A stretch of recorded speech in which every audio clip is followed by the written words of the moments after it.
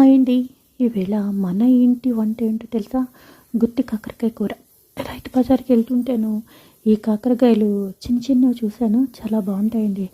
వంకాయలు అయితే చిన్నవి ఇదే సైజులో దొరుకుతాయి, ఇప్పుడు కాకరకాయలు దొరికాయి. అందుకని శుభ్రంగా తెచ్చుకున్నాను, కడిగేసుకున్నాను. కొంచెం మినపప్పు, మిరపకాయలు, ఒక పిసరు జీలకర్ర, ఉల్లికారం పెట్టి, ఇందులో చింతపండు కానీ టమాటా కానీ వాడలేదు.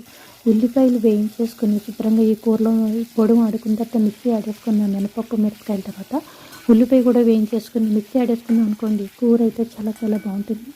నేను ఉల్లికారం అంటాను, వారాల పూట ఎలాగైతాను అనుకోండి, మామూలు రోజుల్లో అయితే వండుతాను. గుత్తి కాకరకాయ ఉల్లికారం పెట్టి కూర అన్నమాట. టేస్ట్ అయితే అద్భుతంగా ఉంటుందండి. ఇదే కూర మీరు బయట 100 రూపాయలు ఇచ్చినా కూడా దొరకదు. ఎందుకు అంటే మన ఇంట్లో వంట అంత రుచిగా ఉంటుంది, అద్భుతంగాను.